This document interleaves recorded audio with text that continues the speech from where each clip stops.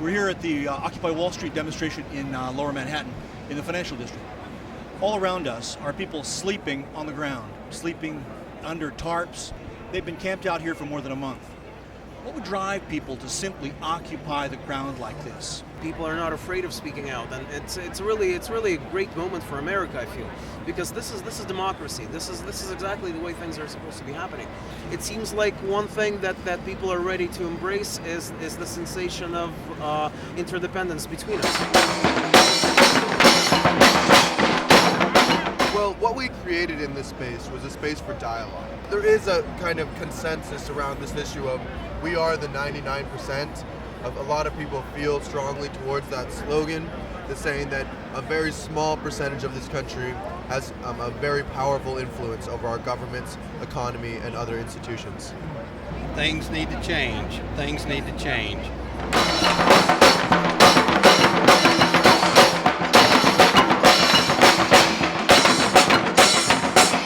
This is the resurrection of care. People are caring about each other. People are caring about the issues facing our world and our future. To me, this is restoring humanity to humanity. It's bringing humanity back to humanity. Because at times the voting process doesn't get our voice heard. So let's talk to some folks about why they're here and what the issues are that have compelled them to come to a big city and a big crowd to talk about something that's very, very important for them. The Supreme Court decision that allowed ungodly amounts of money into elections, I believe that working people are going to be buried alive by corporations. America's in a mess. I believe fair taxation is the number one answer. These folks here represent the closest thing to people fighting to preserve the middle class today, and that's why I'm here. I'm a carpenter. I'm on layoff. I've worked 2 days in the past 2 months. When I'm not working Monday to Friday, I'm out passing out resumes. There's very few jobs. How does a young person, an apprentice or a journeyman, have a family, get married and raise kids on current salaries? I don't know how they're getting by. If you get less than $15 an hour, there's no way you're able to pay your bills. Some people may be cutting corners, like not paying their car insurance. The people that are here, none of us want a government handout. We want a hand up. The government should create New Deal style jobs like the New Deal, CCC, planting trees, soil conservation. They should raise the minimum wage to a livable wage of at least $15 per hour. You can't pay rent, transportation, and food on less than $15 an hour. And the other thing they should do, the government should make the corporations rich pay their fair share of the tax. We need to make everything from clothes to tools to shoes right here in America. I used to have Washington Mutual, got transferred to JP Chase. Back in February, they told me they were going to charge me $15 a month for my checking account. I pulled it out and put it in a credit union. I feel that both the Democrat and Republican Party are owned by Wall Street and their lobbyists. There's too much money being handed out. It's like a second salary for the politicians.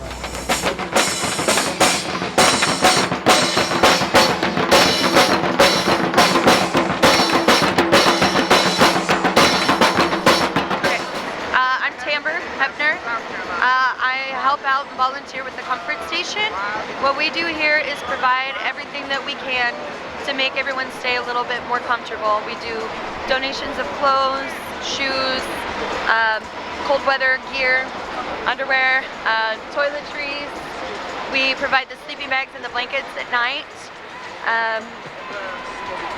Yeah, just pillows, anything that we can do to help people out, lotion, anything like that. And we're very instrumental in this because people like comfort. And I'm here because I want to see a little bit more democracy, a little bit more say.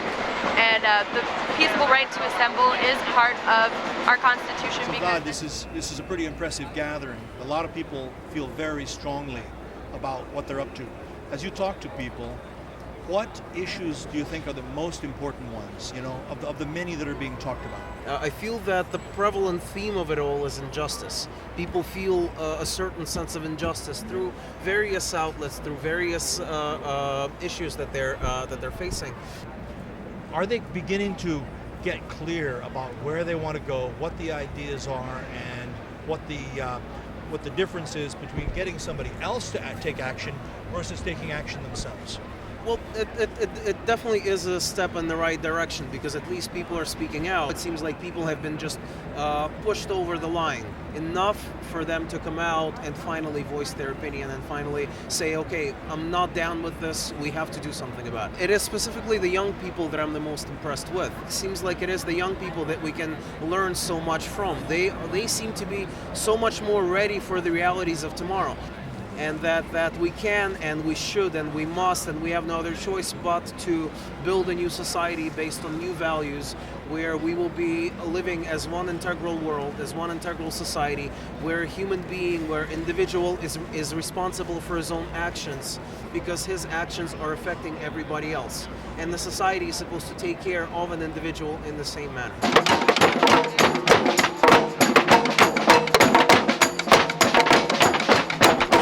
I'm disabled and I need subsidized housing. It's like a family. We all get along, and we're all going for the right movement. We all 99%. Hey, you got kids? Yes. How many kids you got? I got 2. What about their future? What's their future look like? It's real blurry, because if the schools go down, their education goes down. So that's my real big concern, education. Let's get together and do something about it. Don't leave me out here by myself.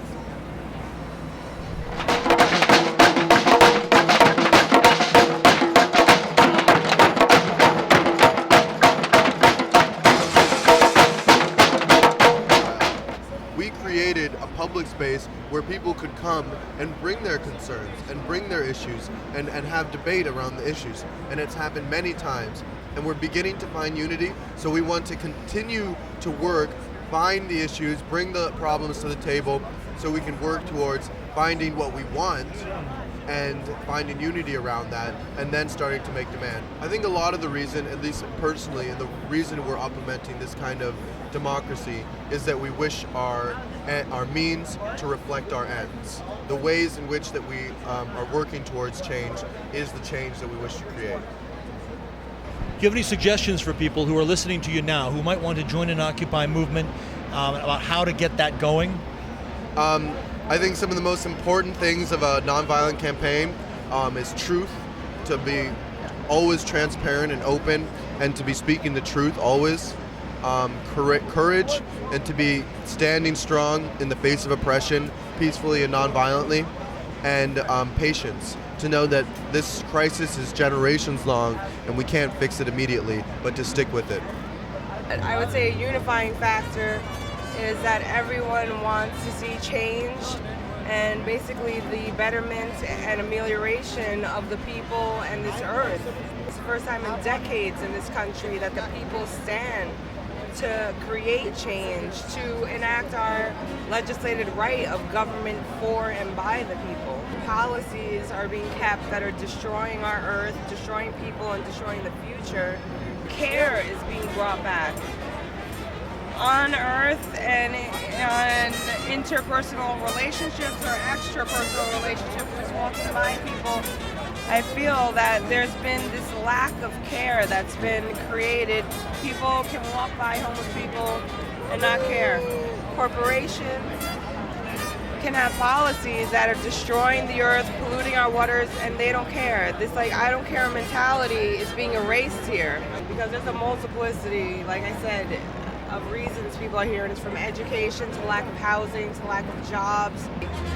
And I love it, and this needs to grow worldwide because the people, this is our earth, and we can have the most amazing future and life on earth, and that's what all these people are here to create. That's what we're standing for, and that's what we hope to affect.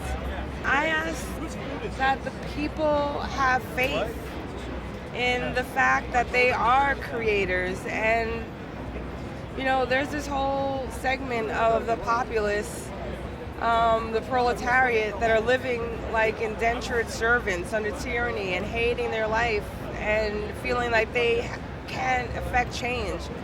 I'm here to tell you that is a lie, to keep you and the peoples of Earth where they are, living under the behest of this 1%.